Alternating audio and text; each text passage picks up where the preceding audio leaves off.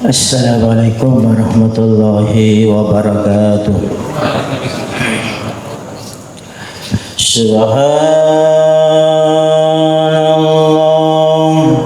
alhamdulillah, wa la ilaha illallah, Allahu akbar. Subhanallah, alhamdulillah, wa la ilaha illallah, Allahu akbar. Subhanallah, alhamdulillah, wa la ilaha illallah, Allahu akbar.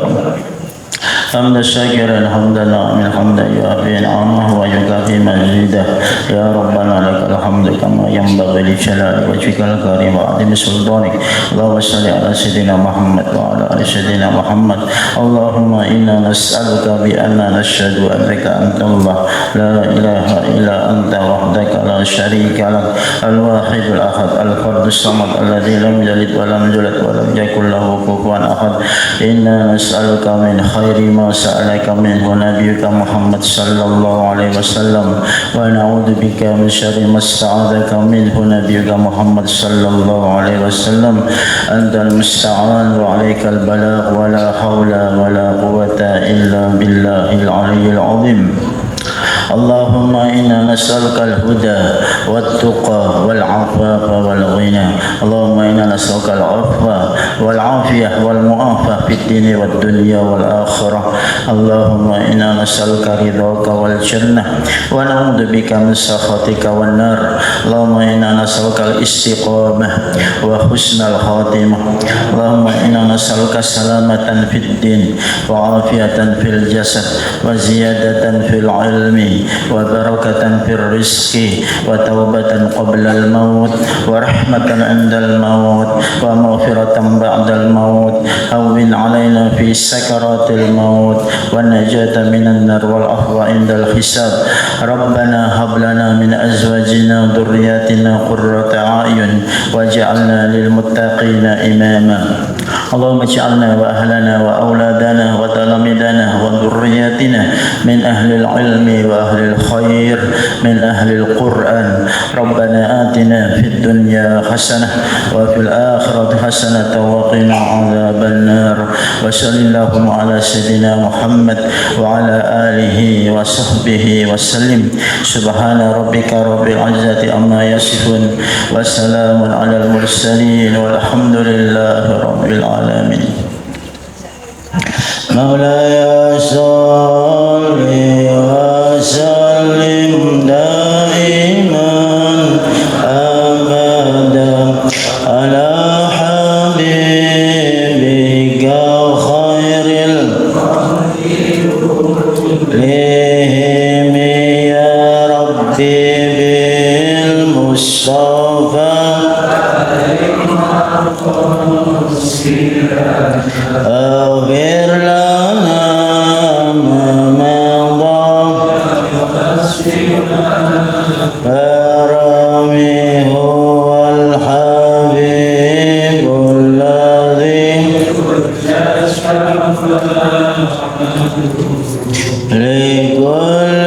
هول من المقدم. Alhamdulillah rabbil alamin wassalatu wassalamu ala rasulillah. Allahumma shalli ala sayyidina Muhammad wa ala ali sayyidina Muhammad. Hadratil mukarramin, para ulama, para kiai sedaya, khususipun Bapak Wali Dr. Haji Muhammad Nur Aziz, Bapak Kiai Haji DRS Muhammad Mansur MAG, para pejabat sedaya, hadirin hadirat ingkang dirahmati Allah Subhanahu wa taala. Alhamdulillah, kita sedikit membahas tentang asy-syahadah. Syahadah, bapak-bapak, ibu-ibu, itu bukan seperti amantu, bukan seperti aslamtu, tapi dia asyhadu. Dia bilang syahidtu. Syahida yashhadu syahadatan bahwa syahidun wa dzaka mashhudun wa syahidi wa mashhud syahidallah annahu la ilaha illahu. Syahida itu artinya menyaksikan. Kalau amanah itu percaya, aminah aman, amanah beriman, aslama menyerahkan. Ini kalimatnya syahidah, menyaksikan. Maka para wali Allah, kekasih Allah itu setiap melihat makhluknya selalu ingat penciptanya. Jadi yang kita tinggal di bumi namanya alam syahadah. Terlihat, lampu terlihat, ini kayu terlihat, ini syahadah. Nanti atasnya ada alam jabarut, ada alam malakut, ada alam lahut. Kalau alam syahadah ini termasuk alam nasut, ya banyak manusia yang lupa. Jadi setelah lihat dia malah terlena dengan barangnya, tidak ingat siapa penciptanya. Kalau dikasih uang 1 miliar, ibu-ibu, ingat uangnya atau ingat pemberinya? Bu, seneng orangnya atau seneng pemberinya? Seneng duitnya, Bu. Nah, itu kita suka terlena dengan al-hakumut takasur. Jadi ada meja, kita terkesima dengan ukiran-ukiran, lupa dengan al-musawwir. Allah musawwir, yang melukis alam raya ini Allah. Tapi banyak orang selfie malah dengan makhluknya Allah, dengan gunung, dengan pohon, lupa penciptanya, di-share kemana-mana. Bahkan dengan Ka'bah, Ka'bah itu kan makhluk Allah. Bahkan dengan Raudhah, Raudhah kan makhluk Allah. Bahkan dengan kaji juga makhluk Allah. Selain Allah itu makhluk. Tapi banyak orang mempertuhankan makhluknya sehingga nggak sampai pada Allahnya. Maka banyak orang sholat nyembah sholatnya, bangga dengan panjangnya, bangga dengan jumlah rakaatnya, bangga dengan tempatnya, bangga dengan imamnya, bangga dengan makmumnya, bangga dengan karpetnya. Itu namanya Abdul Karpet. Karpetnya bagus ya, jadi sholat malah ingat karpet, padahal menghadap Allah. Apa kita nggak malu sawan ke Pak Wali, kemudian kita fokus pada meja, nggak mendengarkan kata Pak Wali?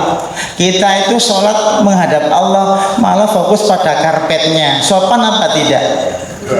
Sering orang itu jalan-jalan naik mobil, kemudian mampir ke masjid, pipis gratis.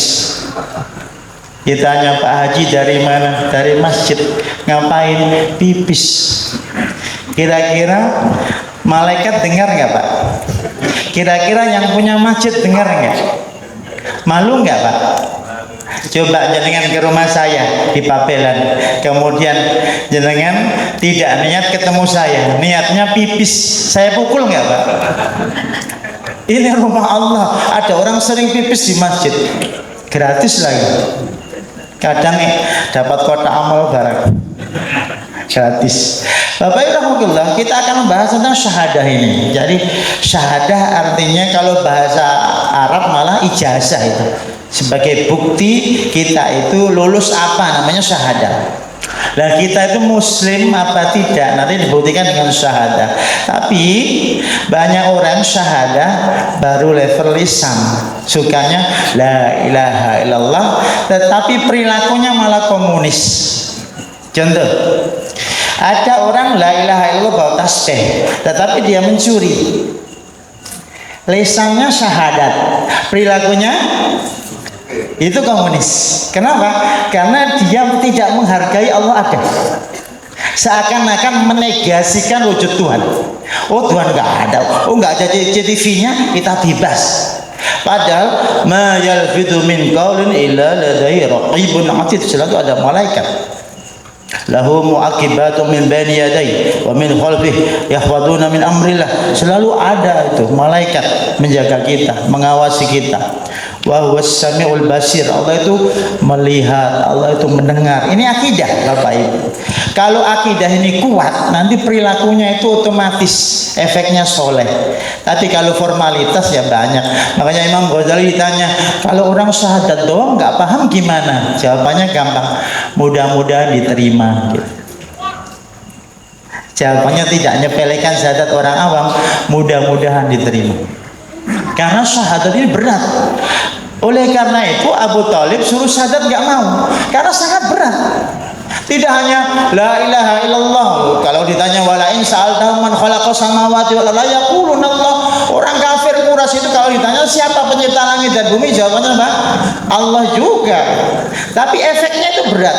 Asyhadu an la ilaha illallah wa asyhadu anna Muhammadar Rasul. Itu berat sekali. Ada muqtadayat, namanya dampak dari syahadat. Nanti ada dampak fisik. Contoh Bapak Ibu, orang yang syahadat itu ya boleh dimakamkan di pemakaman muslim, dapat warisan. Kayak itu kan hukum-hukum formal. Tapi jauh daripada itu ada namanya persaksian. Kalau Anda menjadi saksi di pengadilan, ditanya sama Pak Hakim, apakah Anda menyaksikan kejadian? Tidak gitu. Apakah Anda tahu kapan terjadi? Tidak. Loh, tapi Anda saksi, kira-kira persaksian diterima apa tidak? Tidak diterima. Seperti itu. Banyak orang harus banyak istighfar dan memahami kalimat syahadah ini. Karena efeknya kalau tahu betul-betul Allah menyaksikan, itulah mesin kontrol terhebat apa? Muraqabatullah sama musyahadatullah. Kalau yakin Allah hadir, itu yang lain itu nomor 2 semua. Allah ada, saya kurang sopan, ada Pak Kiai di atas, aku malu sama Allah, mungkin saya gantikan ya punten ya Pak Kiai. Nah itu karena aku malu sama Allah, bukan sama Pak Kiainya. Tapi memang Allah menciptakan ulama untuk dihormati. Ini masih muda kok duduk di kursi, betul Pak Kiai. Mohon maaf sebesar-besarnya. Jadi Bapak Ibu itu sebut dengan syahadah. Next. Jadi awalnya nanti ilmu, nanti dalam surat Muhammad fa'lam annahu la ilaha illallah wastaghfir dzambik. Maka ilmu, iman, amal itu urutannya begitu. Jadi nggak bisa orang langsung beriman, tidak bisa. Karena apa? Dasarnya nggak ada. Jadi ada fa'lam, ada punya ilmu dulu, pemahaman dulu, al-fahmu, yaitu fa'lam annahu la ilaha illallah berhubungan dengan tauhid ikhlas, yaitu syahadah. Nanti baru wa qul i'malu fasayarallahu amalakum illal ladzina amanu wa amilu. Tadi ada al ilmu, terus iman, terus amal. Jadi urutannya begitu. Maka ayat ini menarik. Jadi munculnya iman itu efek daripada pengetahuan yang benar. Maka para ilmuwan barat itu banyak sekali itu. Para profesor, doktor barat itu banyak yang masuk Islam karena ilmu. Berbeda dengan di Indonesia ini, banyak yang keluar Islam karena apa Pak? Mie goreng. Karena mie godok, itu bedanya. Jadi ini perlu kita renungi. Jadi memang ilmu dulu, al ilmu, al iman, al amal. Maka setiap amal yang tanpa ilmu biasanya kata Imam Malik lebih banyak merusaknya daripada untuk membenahi hati atau masyarakat. Maka amal soleh itu bukan asal amal, tetapi landasannya adalah ilmu, iman, baru ada buahnya. Kalau dalam surat surat Ibrahim, alam taro kaifa daraballahu masalan kalimat thayyibah, itu kan sajarah thayyibah. Akarnya itu ilmu, iman, nanti ada batangnya, terus ranting, kemudian ada daun, bunga dan seterusnya. Itulah disebut dengan kalimat tauhid, kalimat thayyibah. Maka orang-orang kafir Quraisy seperti Abu Jahal, Abu Lahab enggan mengucap la ilaha illallah, karena efeknya tidak hanya la ma'buda illallah, tapi la hakima illallah, la raziqa illallah, la mawjuda illallah. Jadi efeknya sangat berat. Tetapi kalau di Indonesia ini paling murah ya kalimat la ilaha illallah. Makanya ada sahabat bertanya, kalau kalimat la ilaha illallah bagaimana ya Rasulullah? Kata Nabi, hiya afdalul hasanat. Dia adalah kebaikan yang terbaik. Tetapi paham muqtadoyatnya, yaitu efeknya. Tapi kalau hanya lisan saja, seperti kata Imam Ghazali, mudah-mudahan diterima, tidak menimbulkan pesimisme. Masih didoakan sama Imam Ghazali. Jadi kita ini yang tidak paham la ilaha illallah masih ada harapan insya Allah masuk surga. Allahumma, insya Allah yang hadir ini masuk surga semua ini, terutama yang ngantuk, itu nggak punya dosa, bebas dosa. Selamat ya ibu-ibu yang ngantuk. Bismika Allahumma. Ya, silakan bangun. Alhamdulillah ahyana ba'da matana wa ilaihi nusur. Jadi ada kalimat di situ fa'lam. Kemudian ada syahidallahu annahu la ilaha illallah. La ilaha illahu wal malaikah. Kemudian wa ulul ilmi. Jadi ulama mengatakan ini tiga, yaitu Allah, malaikat, dan orang yang tadi berilmu, itu disetarakan. Luar biasa. Maka jenengan itu jangan memperbanyak ibadah-ibadah formal, tetapi ibadah substansial. Contoh, sholat duha, jangan pikir 8 rakaat, jangan pikir begitu. 2 rakaat saja tapi 1 juz. Amma, terus naziat, abasa, takwir, infitor, at-tatfif, kemudian insyiqaq, kemudian burud sama torik, ruku. Insya Allah kapok tobat. Enggak, sekali aja seumur hidup. Seperti itu namanya substansi. Tapi ada orang kan lebih suka pada jumlah rakaatnya. Berapa? 4, berapa? 8. Ya enggak apa-apalah, masih TK gitu. Tapi kalau orang itu bukan masalah embernya berapa, tetapi besar dan nggak tumpah. Lah sudah kecil lari-lari tumpah-tumpah isinya. Seperti itu, nggak khusyuk seperti itu. Jadi mohon kalau sholat tahajud tidak usah 13 rakaat, dan saya yakin nggak 13 juga. Cukup 1 aja tapi Al-Baqarah gitu. 286 itu paling disukai Allah. Afdhalus sholati tulul qunut. Praktekin aja Pak. Itu buat cerita di alam kubur. Pernah lo aku di dunia sholat 1 rakaat Al-Baqarah, hanya sekali. Nabi aja Al-Baqarah, Ali Imran sama An-Nisa 1 rakaat. Mau nggak Pak Haji ikut? Mau nggak kalau Nabi ngimami di sini sholat Isya?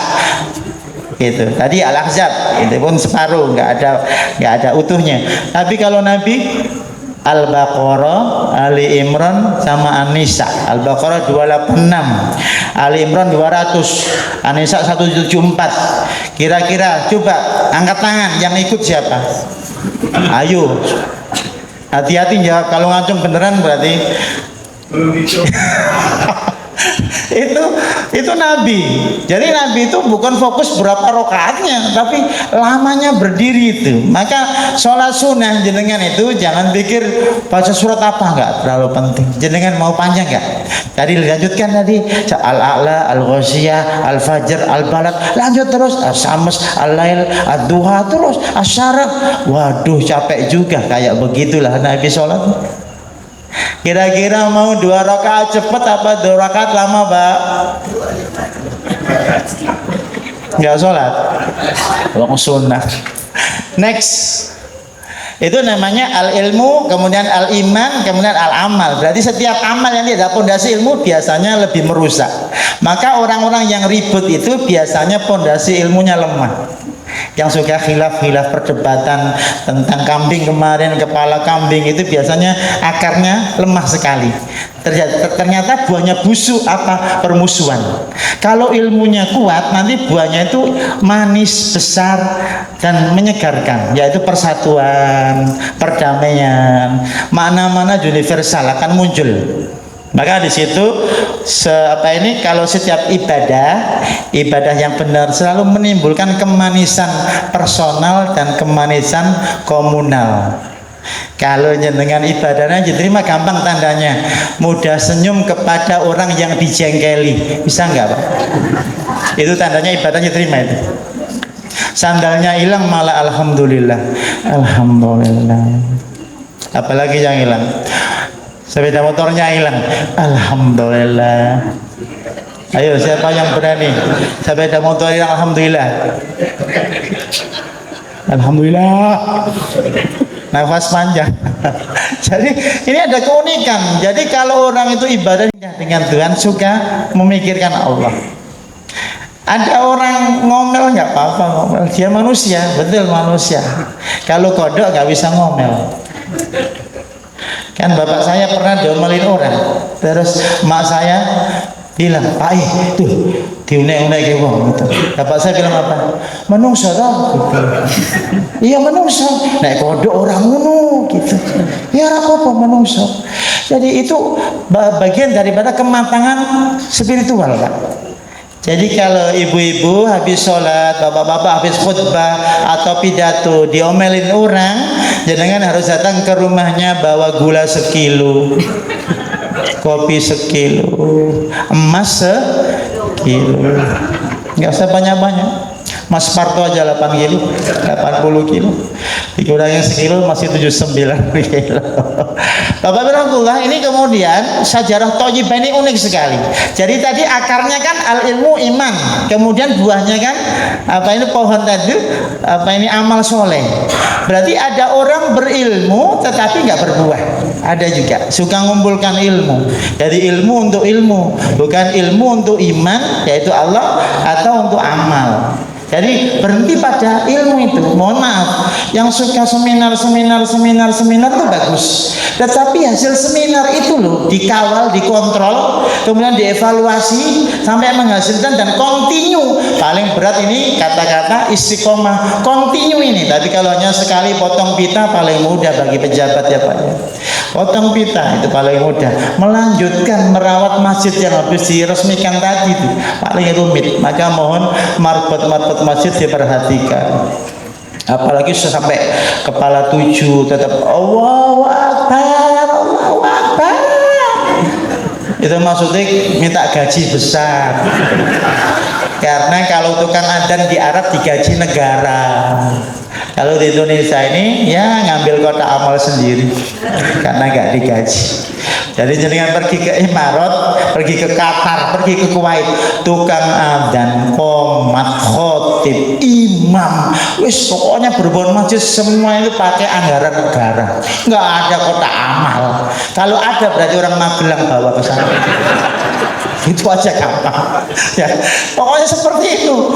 Jadi unik sekali pokoknya. Sampai ada tes di Jakarta itu, di kedutaan Kuwait itu apa itu adzan, imam itu di Imarat juga itu mencari orang Indonesia itu dijadikan apa ini pegawai di sana otomatis. Makanya adanya enak-enak. Kalau si Indonesia kan adanya seikhlasnya.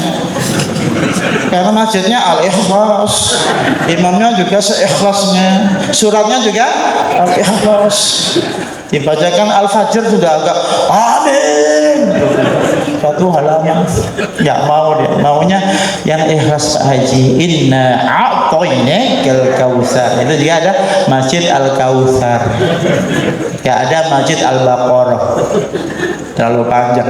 Ada nggak Pak Haji di Magelang ini masjid al-baqarah, Ali Imran, An-Nisa, Al-Maidah, Al-An'am, Al-Kautsar, ada Al-Ikhlas. Sudah hafal.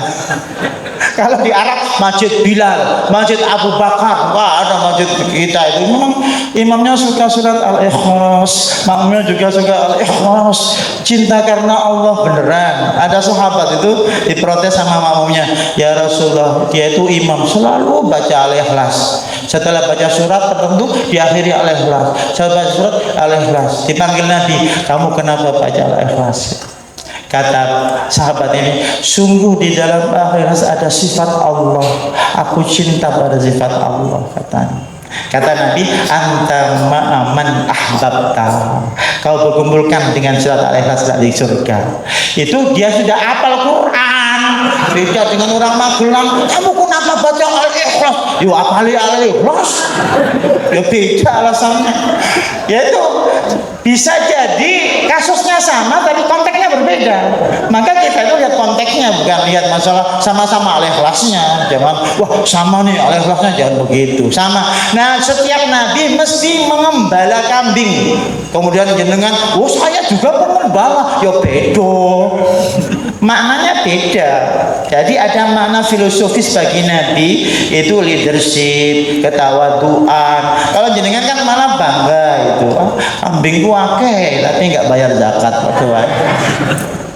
Jadi ada kasus yang sama tapi konteksnya berbeda. Wah. Kemudian buah tadi disebut dengan al-a'mal as-sholihah, al-mustamirrah. Yang berat itu mustamirrahnya itu. Kalau ibadah itu jangan masalah kuantitas, tetapi kontinu dan kualitas. Contoh ibadah hati saja.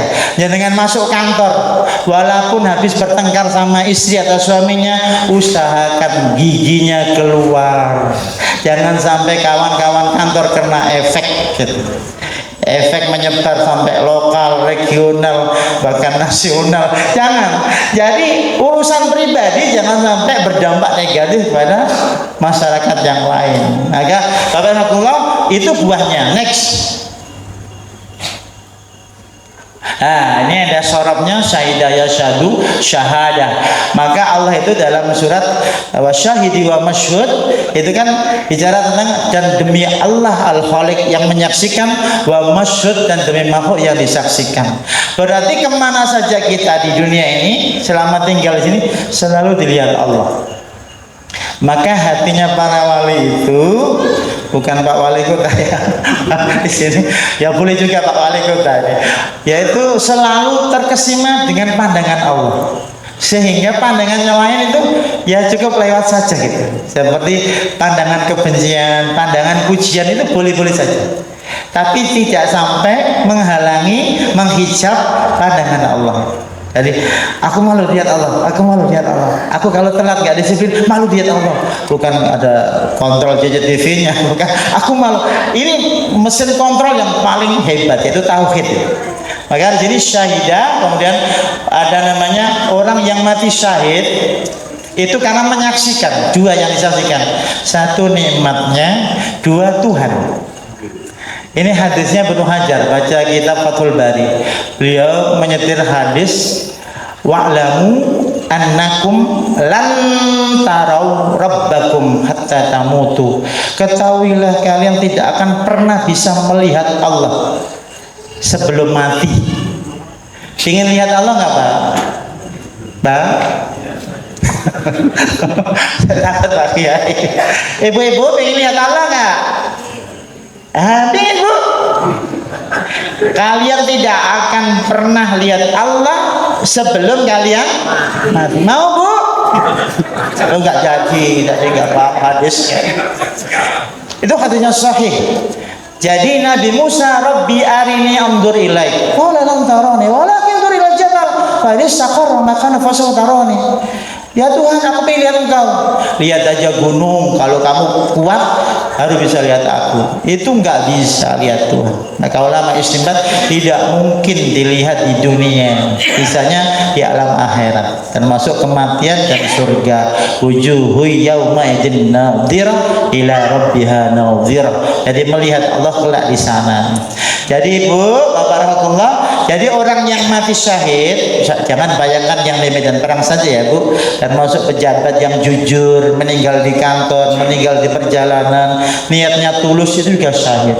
Ustadz khutbah tulus juga syahid, pendengar tulus sangat ikhlas itu juga syahid juga. Rupanya Nabi bertanya, tahukah kalian syahid? Sahabat menjawab, itu tuh yang perang kemudian meninggal. Kata Nabi, kalau begitu sedikit tuh umatku yang syahid. Syahid itu banyak, kejatuhan bangunan, sahibul hadam itu juga syahid, al-mabtun, ibu-ibu suka rujak, sakit perut mati itu syahid. Maka sering-sering makan rujak itu membuat syahid. Jadi al-mabtun sahibul hadam, al-gharik, tenggelam pun syahid, silakan berenang. Yang nggak pandai renang, syahid aja. Itu namanya bunuh diri. Jadi syahid itu banyak, terbakar, ibu-ibu yang melahirkan meninggal, syahid juga, musafir, haji kemarin nih, ada banyak yang meninggal, syahid juga, banyak sekali syahid. Syahid itu menyaksikan, maka kelak kalau jenengan, jangan saya ya, jenengan meninggal, jangan saya masih muda, jenengan jangan tua-tua. Itu kalau meninggal nanti kan melihat terbelalak karena terkesima dengan nikmat, indah sekali, akhirnya jidatnya keluar keringat kan. Kenapa? Malu dengan amalnya sholat isya, ingin cepet gitu. Betul nggak Bu? Kalau tadi dibacakan Al-Ahzab itu mau nggak Bu? Mau nggak Bu? Sebentar wudhu dulu. Seharusnya 3 kali usapan jadi 30 kan. Nunggu rukuk. Jadi syahid itu karena dia melihat itu nikmat dan melihat Tuhan, indah sekali.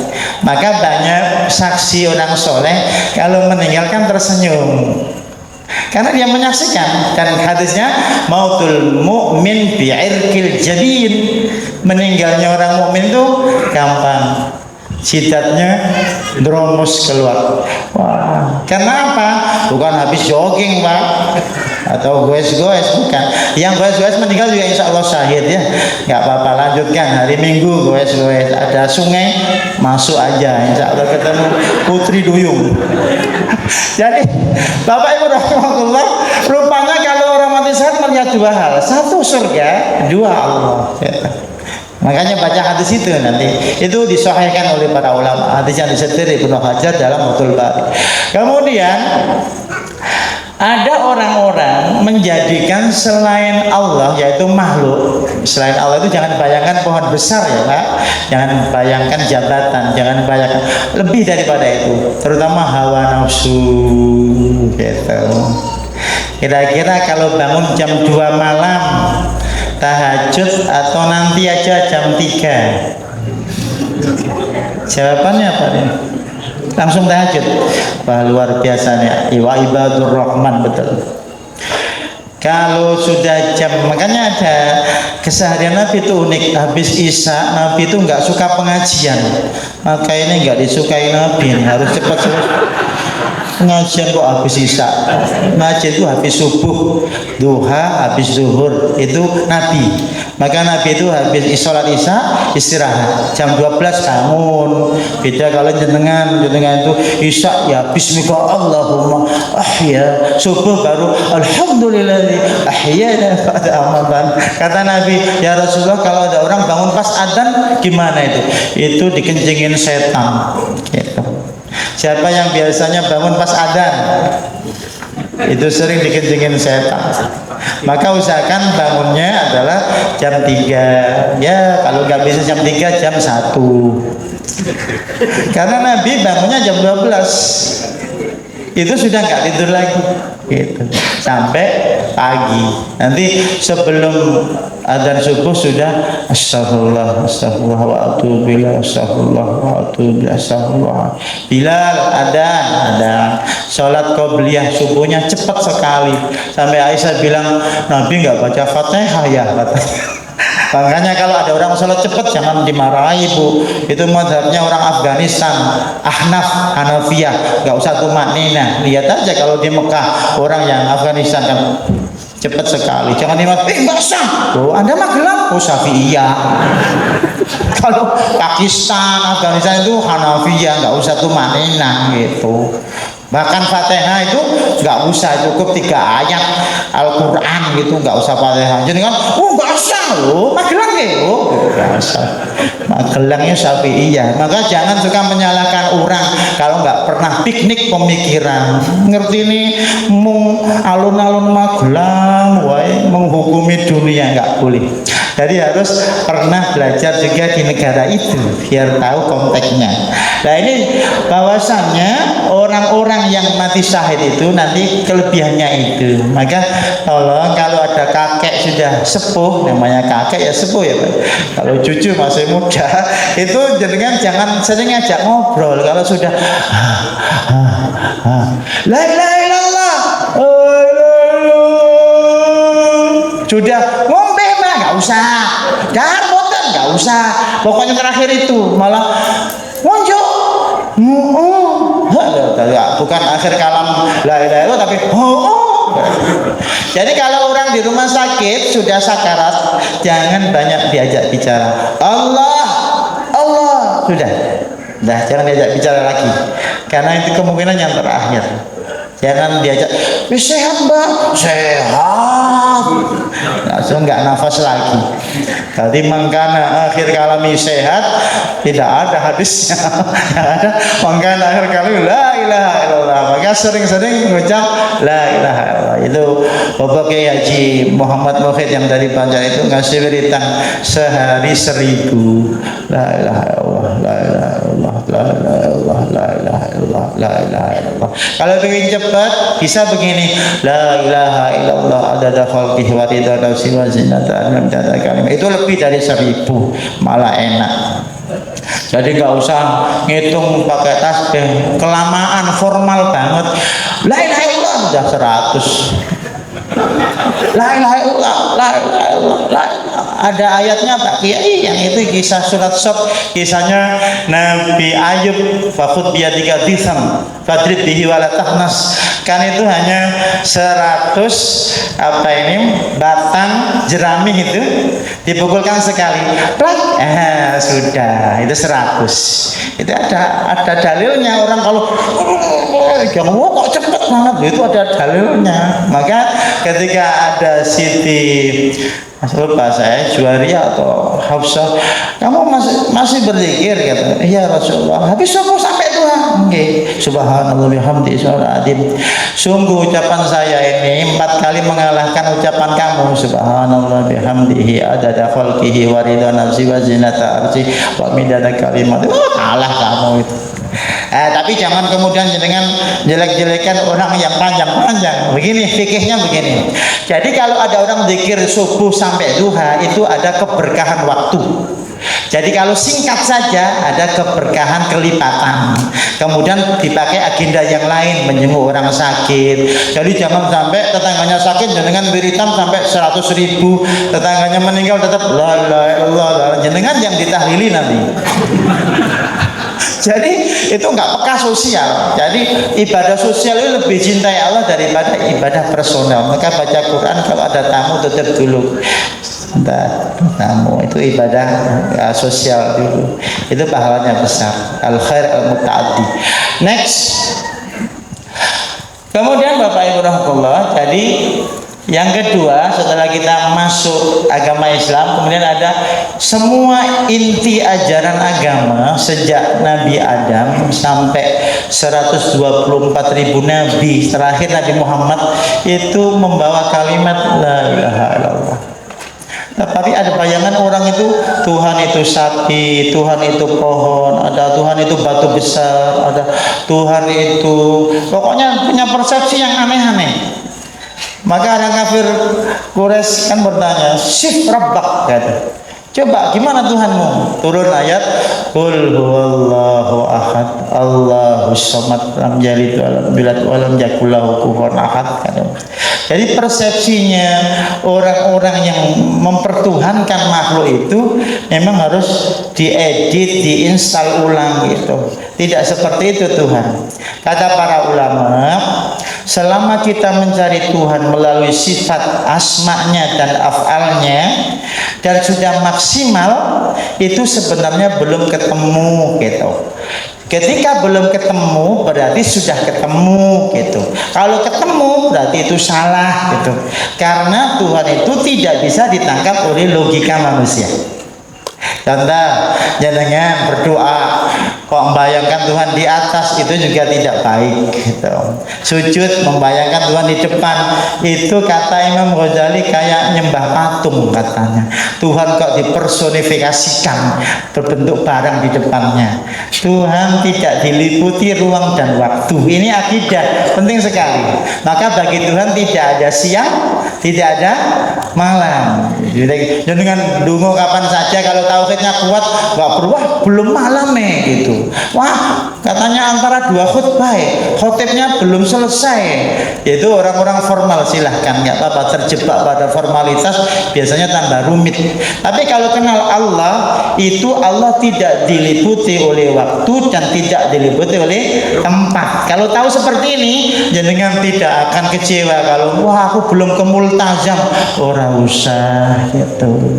Aku belum ke raudhah, ora usah. Utamakan orang lain aja daripada desak-desak biar selamat semua. Itu lebih raudhah kan gitu. Ini paham, orang yang paham. Tapi yang nggak paham, wah gini ke sini sekali ya, jual sapi ya, wah terus ternyata ayo diantar bisa sampai Hajar Aswad. Nah, insya Allah ahli surga juga Hajar Aswad. Tetapi melukai orang yang lain itu berdosa juga. Maka perlu fikih sosial, ada fikih formal dan seterusnya. Maka semua para nabi itu membawa ajaran tauhid. Wa ma khalaqtul jinna wal insa wa ba'astu jami'ar rusul illa li ghayatin samiyatin ya ibadati wahdi duna man siwaya. Jadi ibadahnya untuk Allah saja. Tapi mohon maaf Bapak Ibu, ada orang ibadah itu karena ibadah gitu. Contoh, kaji, senang dengan kajinya, lupa yang dikajikan siapa? Allah. Kaji kan bertujuan, dia lebih suka pada Ka'bahnya, lebih suka pada tempat-tempat Jabal Nurnya. Ya nggak apa-apa, nggak pernah ke sana ya. Wah sekali ya, yang saya doakan ke sini, amin, amin, amin, amin, ya nggak apa-apa. Itu tergantung niatnya juga. Kemudian yang nggak selfie ngomong begini, itu selfie terus, penuh dengan Tuhan selfie, Tuhannya Tuhan selfie, Abdus selfie gitu. Orang yang menghina yang selfie itu juga Abdul Hawa, dia menyembah hawa nafsunya, nyepelekan orang lain. Jadi lebih baik diam. Jadi kalau ada orang yang aneh-aneh, ini kok selfie terus, subhanallah.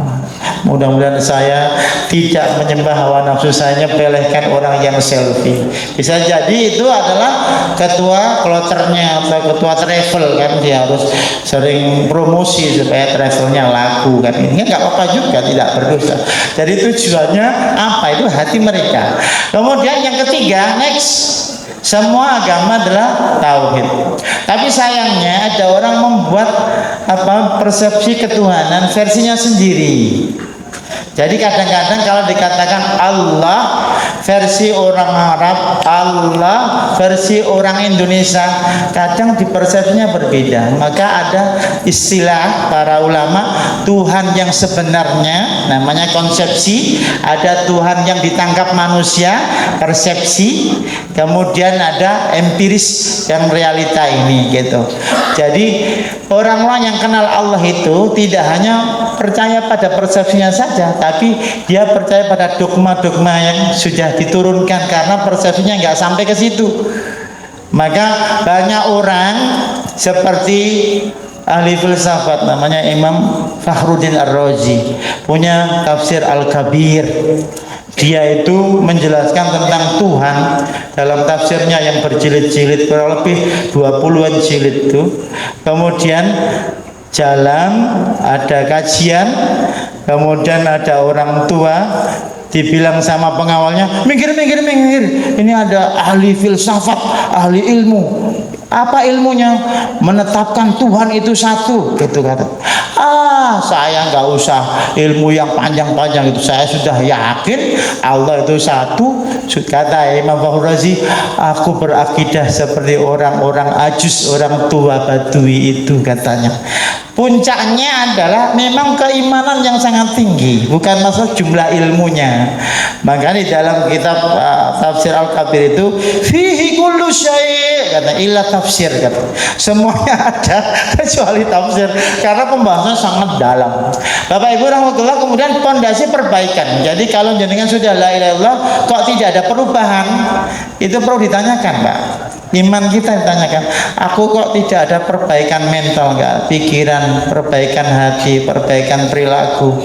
Itu syahadatnya dipertanyakan gitu. Karena akar yang sehat itu nanti membuahkan. Kalau jenengan enggak membuahkan, itu diragukan akarnya mungkin kering atau busuk. Lah, seperti itu kalimat syahadah itu tidak hanya diakui sebagai muslim, tetapi harus punya efek, yaitu dampak itu. Maka pondasi perbaikan. Maka ayatnya kul inna sholati wa nusuki wa mahyaya wa mamati.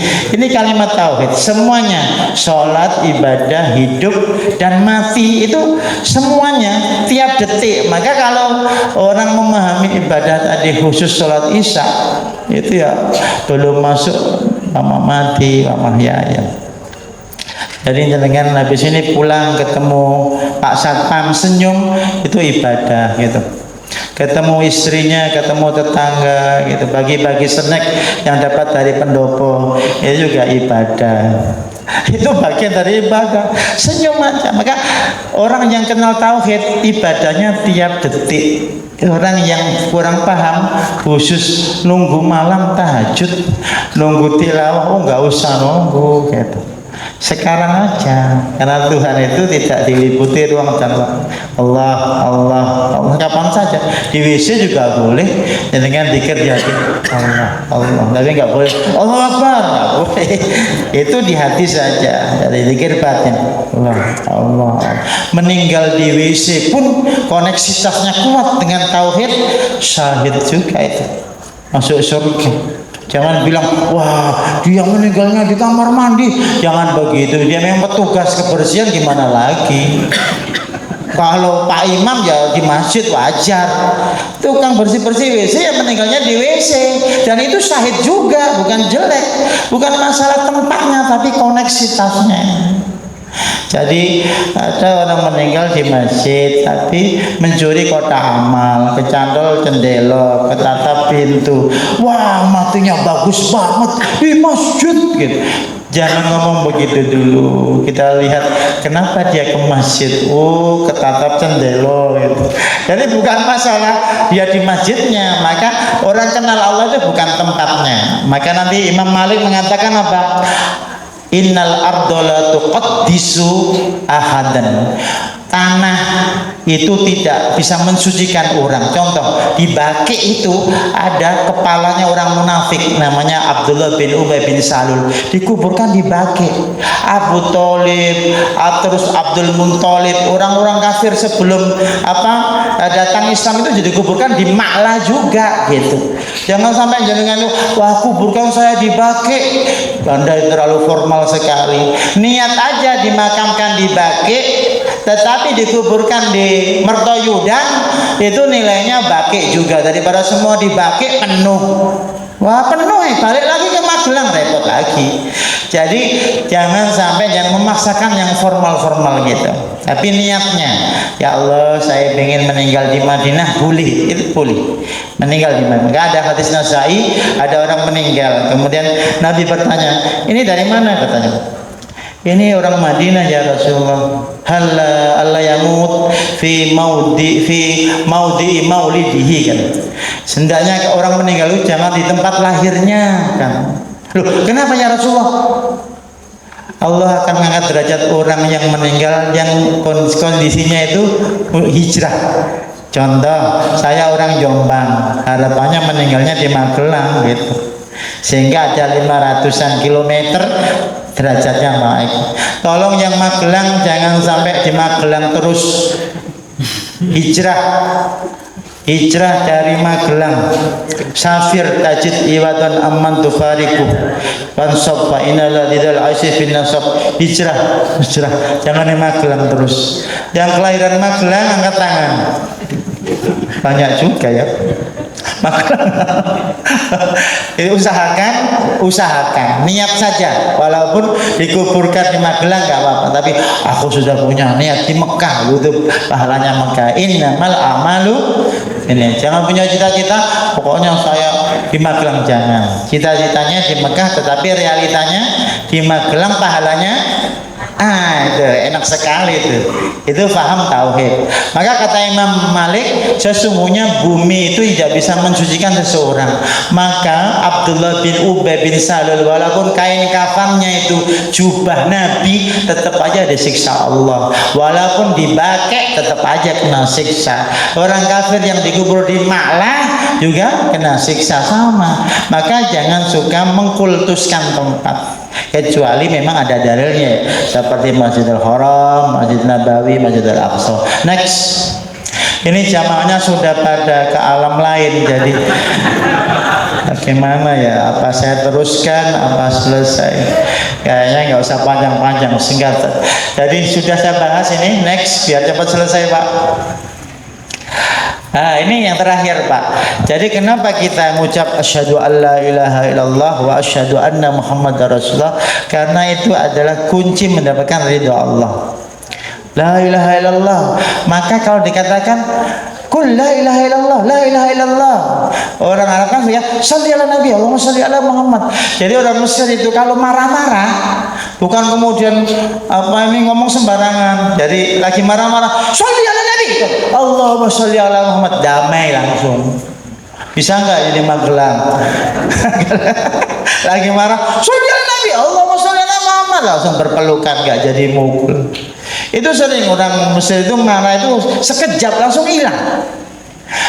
Memang ucapannya kalau memuji itu berlebihan. Nawarta dunya kullaha, kau menyinari dunia seisinya, berlebihan. Kalau menjatuhkan juga berlebihan. Contoh, sitina himar, kamu kayak 60 keledai. Satu aja sudah jelek, apalagi 60. Orang Mesir kalau memuji terlalu tinggi, kalau menghina terlalu itu berlebihan. Maka ketika marah-marah itu dia langsung bisa sholli ala nabi, langsung berhenti, dia nggak marah lagi. Bisa nggak dipraktekkan di Magelang ini? Kalau marah sholawat 100 dulu, Allahumma. Bisa nggak Pak Haji? Ma, saya mau marah tapi tak sholawatan dulu, Allahumma. Bisa nggak Pak Haji? Ya Allah. Jadi ada keunikan. Maka orang Jawa ini ada bagusnya, dia suka menyimpan marah tapi terlalu lama disimpannya. Tapi orang Mesir itu cepat marah tapi cepat reda. Aneh sekali.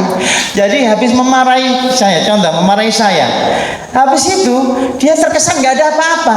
Beda dengan kita, habis marah masih ingat kasus yang tahun 90, masih ingat tahun. Makanya ada murid datang ke sekolahan. Loh, kamu siapa itu? Murid ibu. Yang siapa namanya? Tani ibu. Oh, yang dulu suka sawat-sawatan kapur itu. Bu, saya sudah minta Allah maaf, dimaafkan, ibu masih ingat. Itu buktinya guru dari Jawa itu. Padahal kesalahan itu harus dihapus, tapi sama gurunya masih ingat. Oh, kamu dulu yang suka coret-coret tembok. La haula wala quwata. Dia sudah jadi donatur sekolah, sudah membantu, masih diingat kesalahan. Itu berarti gurunya dari Magelang, gitu. Tipe mengingat kesalahan orang. Padahal kalau di Mesir itu langsung lupa, Pak. Langsung lupa. Jadi jenengan jangan ketika dimarahi di Masjid Al Azhar, jenengan, ya Allah, jangan. Toyib, udah, habis itu dia lupa. Nggak sampai diingat-ingat, kamu yang dulu itu. Enggak, udah lupa dia. Itu hebatnya orang Arab itu, memang mudah marah, tapi mudah lupa. Orang Jawa itu susah marah, susah. Moga istighfar. Astagfirullah. Ngaku ya Pak ya. Yang kedua, jadi orang yang bertauhid itu memang surga. La ilaha illallah, la ilaha. Maka ada bocoran nih Pak ya. Kalau jenengan lagi nih, kalau jenengan wafat di alam kubur ditanya begini, marabbuka wa manabiyuka madini, jawab aja la ilaha illallah. Madinuka la ilaha illallah, itu aja. Wa manabiyuka la ilaha illallah, marabbuka la ilaha illallah. Itu ada ceritanya. Ulama jawabannya la ilaha illallah terus. Malaikat protes, Tuhan jawabannya kok la ilaha illallah semua. Oh, lulus. Malah lulus kalimat tauhid itu. Contoh, apa agamamu? La ilaha illallah kan Islam. Siapa Tuhanmu? La ilaha illallah kan Allah. Apa kitabmu? La ilaha illallah, yang menurunkan Quran kan Allah juga. Jadi ini bocoran yang mungkin masa nggak bisa jawab dikasih bocoran. Enaknya agama Islam itu apa? Sebelum ada ujian dikasih bocoran dan boleh lagi ajarkan gitu. Makanya Mu'ad itu dipanggil Nabi. Maqala la ilaha illallah dakhalal jannah. Mu'ad nggak mau nyampaikan itu, takut orang itu tidak beramal. Kemudian akhir hayatnya dia menyampaikan hadis itu. Siapa mengucap la ilaha illallah masuk surga. Hadis terakhirnya ta'assuman, karena mau takut berdosa nggak nyampaikan ilmu. Jadi jenengan kelak kalau bingung jawabannya bahasa Arab, aku ora iso bahasa Arab, la ilaha illallah wis ta. Kalau nggak percaya WA saya nanti. Saya sudah ada di surga ya. Ayo Pak, gampang itu. Malaikat-malaikat insya Allah kenal sama kita semua. Asalkan jenengan ketika salam sholat niatkan ke malaikat, ke jin-jin di kita, jin korin sama manusia 3. Assalamualaikum warahmatullah. Malaikat, ada jin juga, jin muslim maksudnya. Kemudian juga ada manusia sekitar kita. Efeknya karena jenengan sudah publikasi perdamaian, kalau sandalnya hilang jangan marah. Damai ya gitu. Allah, sopo nyolong sandalku, berarti durung salam itu. Itu efeknya sampai begitu sholat. Nanti baca kitab I'anatul Thalibin membahas tentang itu. Assalamualaikum warahmatullah. Assalamualaikum warahmatullah. Itu ke malaikat, ke jin dan ke manusia. Kalau nggak percaya ya nggak apa-apa, bukan rukun iman. Hanya penjelasan. Berikutnya maghfiratud dzunub. Jadi kalau jenengan merasa banyak dosa, segera la ilaha illallah, la ilaha illallah, la ilaha. Itu langsung al-islamu yahdimu ma qablah. Contoh orang nggak pernah sholat, orang nggak pernah zakat, la ilaha illallah, dia tobat, itu sudah habis semua dosanya. Tapi jangan tuh nyepelekan, dosa lagi, itu belum diampuni, nyepelekan. Kalau diampuni tandanya dia tobat nasuha.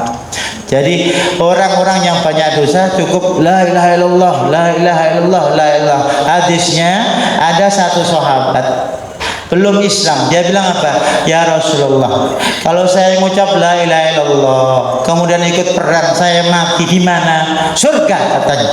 La ilaha illallah Muhammadur Rasulullah, perang meninggal. Nabi bilang amal sedikit pahala besar, tidak pernah sholat, nggak pernah puasa kayak orang Magelang, orang bayar zakat, orang korban barang, itu langsung surga. Jadi jenengan itu kalau habis la ilaha illallah lebih baik apa? Ya mati. Jangan masih hidup, ya masih hidup aja. Karena usahakan la ilaha illallah, mau tidur itu usahakan la ilaha illallah, la ilaha illallah, la ilaha illallah, la ilaha illallah, la ilaha illallah, sampai jenengan nggak sadar. Kenapa? Itu ada 2 hadis. Ini pertama, siapa man ta'arra, siapa yang bangun malam mengucap subhanallah alhamdulillah wa la ilaha illallah, berdoa mustajab. Jangan kemudian jangan ke kamar mandi langsung atau minum, jangan. Subhanallah alhamdulillah. Bangun jam 2, jam 1. Subhanallah alhamdulillah wa la ilaha illallah. Ya Allah, baru wudu. Ada baca akhir surat Ali Imran inna fi khalqis samawati wal sampai ulil albab, sampai rabbana ighfir lana dzunubana itu. Jadi yang terakhir tafrijul kurubat, kemudian al-muwahhid la yukhlad finnar hatta walau kana minal usah. Orang yang membawa la ilaha illallah tidak akan masuk neraka selamanya. Memang ada istilah fasik, zindik sama munafik. Jadi dia hatinya la ilaha illallah, tetapi dia perilakunya jahat. Itu namanya fasik. Itu dimasukkan Allah neraka, tapi nggak selamanya. Banyak di antara umat Islam namanya fasik. Tapi sekarang dibalik, hatinya dia nggak percaya, tetapi dia sungkan sama Nabi, pura-pura la ilaha illallah Muhammadur Rasulullah, pura-pura. Itu munafik, disebut zindik juga. Kayak Abdullah bin Ubay tadi, dia tuh dekat dengan Nabi sampai meninggal pun Nabi dipesan sama anaknya si Abdullah itu, ya Rasulullah, bapak saya mau meninggal, pesannya satu, kalau saya mati tolong kain kafannya itu jubah Nabi, dan yang nyolati Nabi, bukan Pak Wali Kota, bukan Pak Wakil Wali Kota, tapi Nabi. Turunlah ayat wala doa apa itu, intas safilau aulatas safiu sabina murah itu kalau yaghfirullahu lahum. Jadi sampai orang munafik itu perilakunya itu kayak cinta Nabi, tapi sebenarnya dia nggak percaya. Maka kalimat tauhid ini efeknya dua, bisa fasik, tiga fasik, bisa zindik munafik tadi, kemudian yang ketiga memang betul-betul muslim mukmin. Muslim mukmin kalau digandeng berbeda, kalau berpisah sama. Contoh, saya muslim, saya diem, berarti saya juga mukmin. Saya muslim dan mukmin, berarti muslim itu hubungannya dengan fisik, syahadat, sholat, zakat, puasa. Kalau mukmin itu berhubungan dengan batin, hati. Tapi kalau saya bilang saya mukmin, itu berarti mencakup muslim. Saya muslim berarti mencakup mukmin. Tapi kalau dipisah, saya muslim dan mukmin, itu berarti dia berbeda maknanya. Bapak Ibu rahmatullah, saya tidak mau mendolimi Bapak Ibu, sudah jam 12 kurang 3 jam. Mohon maaf tadi. Ilmu memang penting, tapi tidur juga lebih penting. Jadi silahkan tidur sepulas-pulasnya, dan kalau bisa mimpinya pengajian, jangan mimpi yang lain. Kalau orang mimpi pengajian berarti dia suka ilmu. Tanda orang soleh tinggal satu, Pak Wali, ar-ru'yah solehah, mimpi yang bagus, bukan yang lain, bukan kopiah, bukan sarung, bukan gelar haji, kiai, dokter, bukan LC itu lulusan Kairo atau lihai ceramah atau langsung ceramah. LC langsung ceramah itu, habis diwisuda di Kairo pulang langsung LC langsung ceramah gitu. Kalau dulu ada Yahoo Messenger, lihai chatting Alhamdulillah. Jadi tinggal satu tanda nih, jadi kan nggak usah nyari yang lain-lain, nggak usah minta saya soleh apa tidak, nggak usah, tahu sendiri nanti malam mimpinya apa, itu aja. Kalau mimpinya jenengan tawaf haji, jenengan ini memang orang soleh. Tapi kalau mimpinya dangdutan, jenengan ini memang rohnya itu gojoget, belum tenang. Jenengan nanti kalau ketemu contoh ustadz siapa di Magelang atau ketemu kiai siapa, itu jenengan itu orang soleh.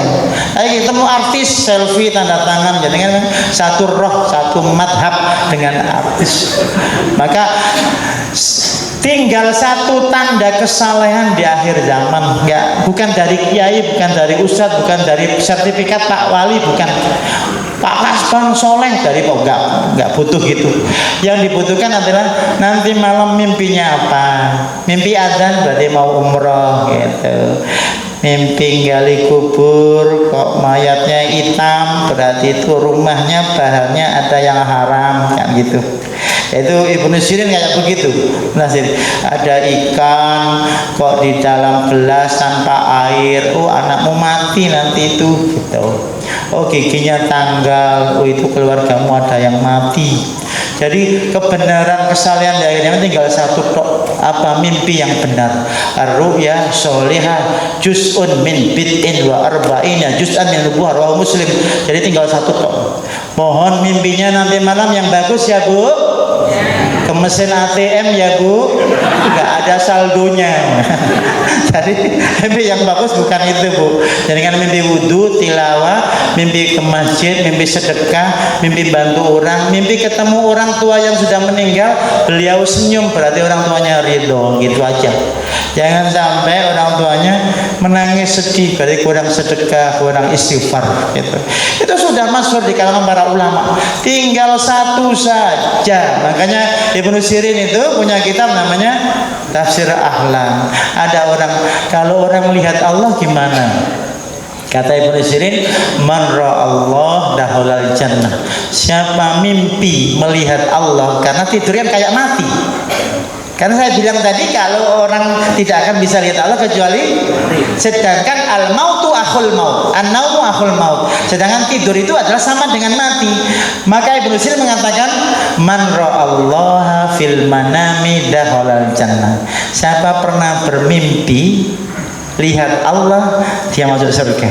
Kata Ibnu Sirin. Kalau nggak percaya, ya tanya Ibnu Sirin. Sudah meninggal Muhammad Ibnu Sirin juga. Siapa yang melihat Nabi, berarti itu betul-betul Nabi. Jangan dengan orang soleh. Kalau lihat Nabi, Tapi kalau nabi palsu seperti Ahmad Musaddad Bogor atau lagi yang India itu yang apa itu mengaku nabi, itu berarti kesalahan apa rohani. Jadi mudah-mudahan jamaah ini malam ini mimpi ketemu Nabi Muhammad. Wiritannya sholawat 1000 tanpa nafas ya Bu. Insya Allah langsung ketemu. Masih 100 sudah ketemu langsung. Jadi mohon sholawat minimal 1000 malam ini sebelum tidur. Allahumma sholli ala Muhammad wa ala kesuwen langsung aja ada kholqi waridono siwa zinata arji wa midada kalimat, mengalahkan 1000. Atau ada punya tasbih jumlahnya 1000. Allahumma sholli ala Muhammad. Makanya ada Pak Kiai itu kan tasbihnya panjang sekali, Pak. Pernah lihat ya Pak Kiai bawa tasbih panjang? Itu betul, itu ada dalilnya. Tapi jangan apa ini pejabat bawa tasbih semua ke kantor, nggak jadi ibadah servis apa masyarakat, malah tasbihan terus bisa haram gitu. Jadi ini mohon maaf ini dapat sampaikan, mudah-mudahan bermanfaat. Subhanakallahumma rabbana hamdika asyhadu an la ilaha illa anta astaghfiruka wa atubu ilaik. Wassalamualaikum warahmatullahi wabarakatuh.